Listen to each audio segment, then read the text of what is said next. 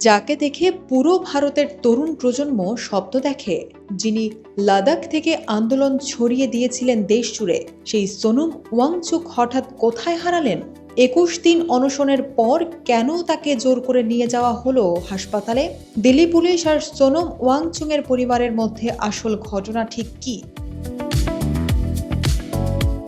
দীর্ঘ ২১ দিন ধরে দিল্লির যন্তর মন্তরে অনশন চালিয়ে যাচ্ছিলেন লাদাখের পরিবেশকর্মী ও সমাজকর্মী সোনম ওয়াংচুক। কিন্তু হঠাৎ করেই সেখান থেকে তাকে সরিয়ে নিয়ে যাওয়া হলো দিল্লির সফদরজঙ্গ হাসপাতালে। শুধু সোনম ওয়াংচুককেই নয়, তার সাথে যন্তর মন্তরে অবস্থানরত আন্দোলনকারীদেরও সেখান থেকে সরিয়ে দেওয়া হয়েছে।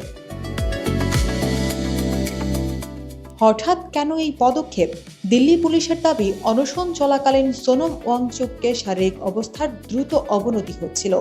গত কয়েকদিনে তার ওজন কমে গেছে প্রায় ৯ কেজিরও বেশি। চিকিৎসকদের পরামর্শ এবং আদালতের নির্দেশ মেনেই তাকে তড়িঘড়ি হাসপাতালে ভর্তি করা হয়েছে।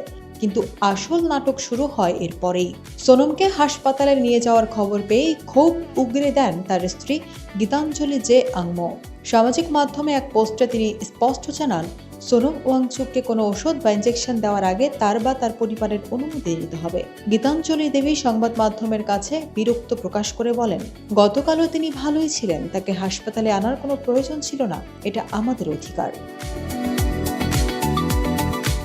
তবে পুলিশের অনশন পর্যবেক্ষণকারী চিকিৎসকরা কিন্তু ভিন্ন কথা বলছেন। দীর্ঘ ২০ থেকে ২১ দিন অনাহারের কারণে সোনম ওয়াংচুকের শরীরে চরম জলশূন্যতা তৈরি হয়েছে। আজ সকালে যখন তাকে সফদরজং হাসপাতালে ভর্তি করা হয়, চিকিৎসকরা জানান তার অবস্থা বর্তমানে স্থিতিশীল হলেও দীর্ঘ অনশনের জন্য তিনি মারাত্মক দুর্বল। তাকে সার্বক্ষণিক পর্যবেক্ষণে রাখা প্রয়োজন।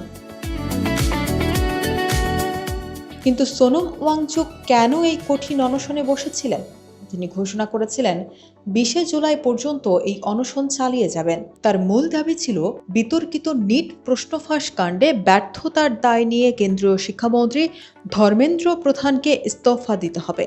লাদাখের অধিকার রক্ষার লড়াই থেকে শুরু করে দেশের শিক্ষা ব্যবস্থার সংস্কার, সবকিছুতেই সোচ্চার এই মানুষটির উপর এখন নজর পুরো দেশের।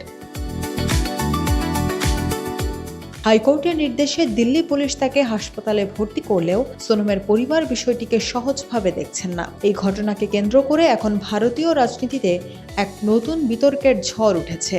একদিকে সরকারের স্বাস্থ্য উদ্বেগের দাবি, অন্যদিকে পরিবারের তোলা হস্তক্ষেপের অভিযোগ। সব মিলিয়ে পুরো ভারত আজ সোনম ওয়াংচুককে নিয়ে কথা বলছে।